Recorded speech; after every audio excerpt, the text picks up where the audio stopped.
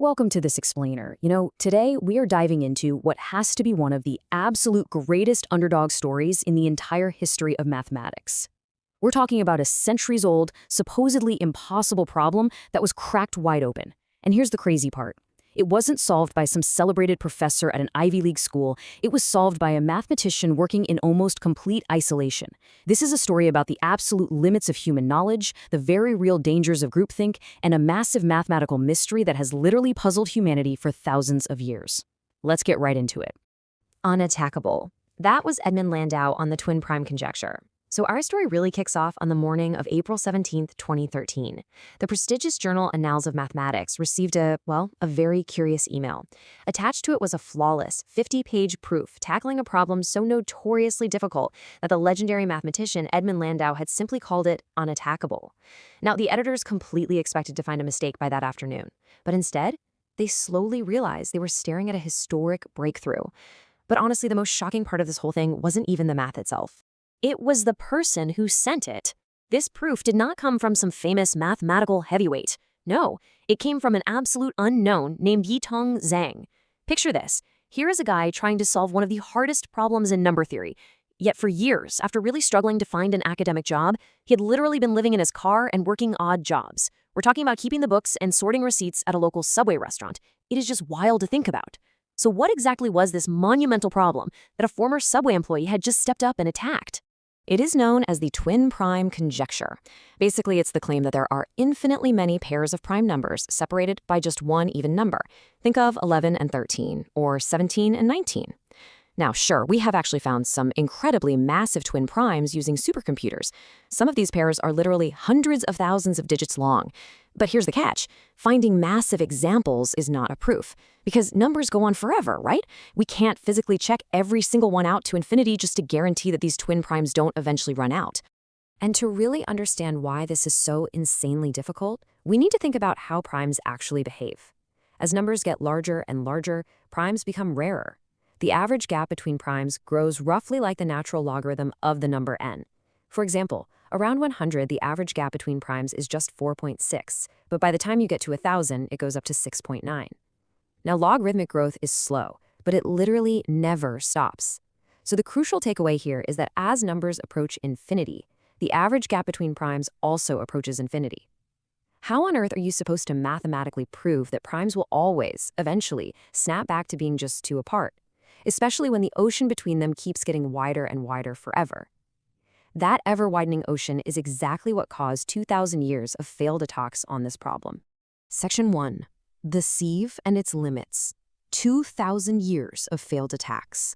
To really understand the brick wall that mathematicians just kept hitting, we have to talk about the primary tool they used to hunt for primes. That tool is the sieve of Eratosthenes, a 2,000-year-old method.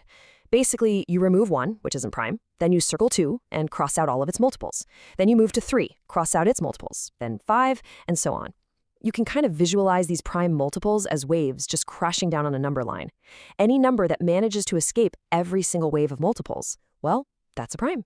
It is a brilliant way to reveal the survivors, but man, the math gets incredibly messy when you try to use this method to actually count how many twin primes there are. Enter Viggo Brun's error nightmare. During World War I, a Norwegian mathematician named Viggo Brun tried to adapt this exact sieve to count twin primes.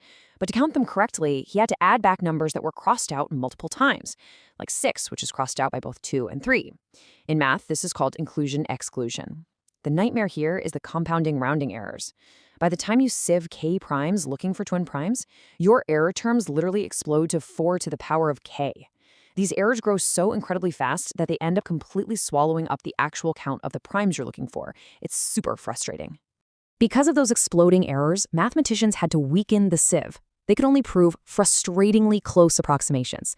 For example, back in 1973, Chen Jing-run proved there are infinitely many primes where the number just 2 spots away has at most 2 prime factors. That is so close. But close doesn't cut it in math, so a totally new strategy emerged. Instead of looking for numbers that differ by exactly 2 but are only almost prime, what if we demand that they are strictly prime, but we try to shrink the absolute maximum gap between them? We force them to be within a bounded gap. Which brings us to Section 2, the impossible wall. The GPI method and the 2005 A meeting. This new bounded gap strategy really set the stage for a massive breakthrough in 2005 by three mathematicians, Goldstone, Pintz, and Yildirim, known collectively as GPY.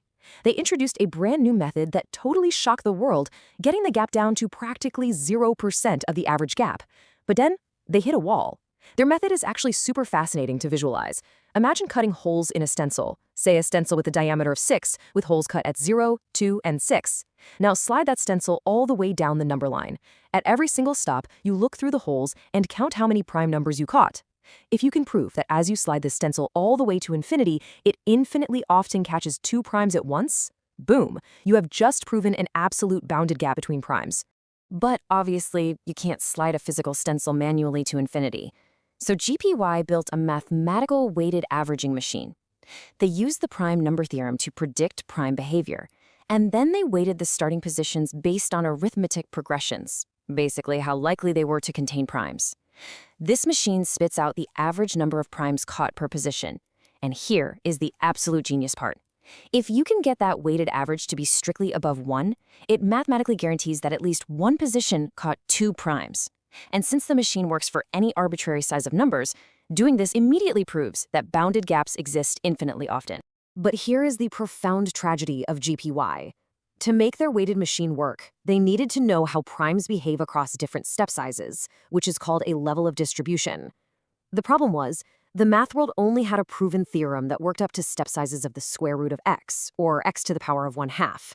When GPY plugged that 1/2 into their machine, the maximum average they could get was exactly 1, not above 1, exactly 1. They could get incredibly close, but they could never push it above 1. So in 2005, the absolute top experts in the world convened in California, reviewed this 1/2 barrier, and straight up declared crossing it to be completely impossible. The mathematical community effectively threw their hands up and moved on to other problems.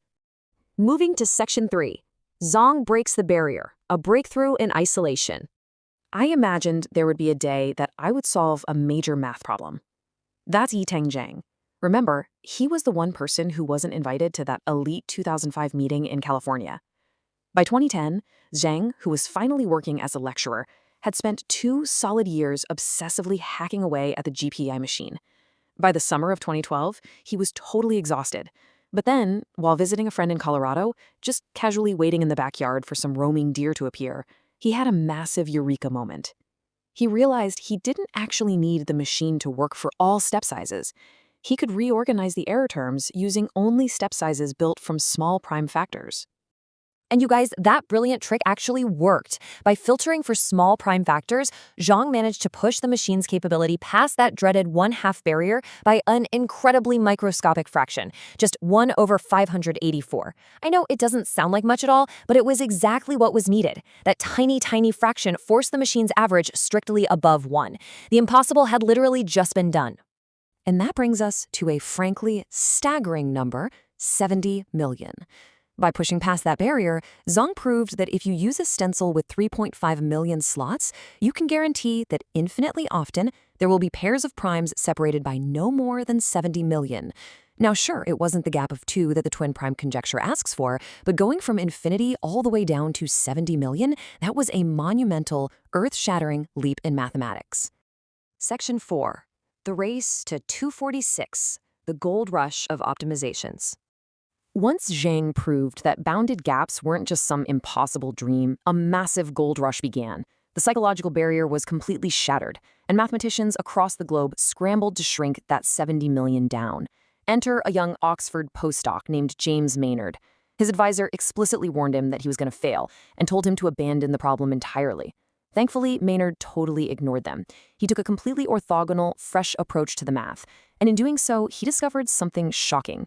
That infamous 1/2 barrier, the giant wall that all those experts declared impossible to cross back in 2005, it was a total red herring. Maynard proved it wasn't a fundamental limit at all. You basically just needed enough slots in your stencil. By completely bypassing that mirage of a barrier, Maynard crashed Zhang's world record of 70 million all the way down to just 600. It took him only a few months to get his new method to work, sending massive shockwaves through the community yet again. From 70 million down to 600. Just unbelievable. Shortly after that, Maynard joined forces with Terence Tao and a massive collaborative online group known as Polymath. Together, they absolutely squeezed every last drop of optimization out of these new methods. And that brings us to the current, unconditional world record, 246. We now know, with absolute mathematical certainty, that there are infinitely many pairs of primes that differ by no more than 246. The timeline of how this bound collapsed is just absolutely mind-bending. For 2 millennia, it was stuck at infinity. In 2005, the absolute brightest minds deemed it an impossible problem. Then, in 2013, an isolated mathematician breaks the seal with 70 million. The very next year, Maynard bypasses the mental block entirely, dropping it to 600. And today, we sit at 246. The rapid collapse of this bound shows exactly what happens when you remove a collective mental block from an entire community. But wait, what about getting all the way down to 2? Well, mathematicians are tantalizingly close right now. If we assume certain unproven conjectures about how primes are distributed, like the Elliott-Halberstam conjecture for instance, the math actually drops the gap down to 12. And if you assume an even stronger version of that conjecture, it drops the gap to just 6. But again, those are conditional proofs. Without assuming anything, 246 is where we currently stand. Which leads me to this final provocative question. What would we miss if we knew what was impossible? The story of Yitang Zhang is so often compared to Roger Bannister breaking the 4-minute mile. You know, everyone thought it was physically impossible, right until one person did it, and then suddenly everyone was doing it. But Zhang's story has a really unique twist. He wasn't at that 2005 meeting. He had no idea the world's top experts had declared the problem impossible. His isolation, the very thing that made his life so incredibly hard as he sorted receipts at Subway and slept in his car, might actually have been his greatest advantage. He didn't suffer from the groupthink that stopped everyone else in their tracks. So I'll leave you with this. What breakthroughs are we missing out on right now simply because the experts have convinced themselves that it can't be done? Thanks so much for joining me on this explainer. I hope it completely shifts how you think about the impossible.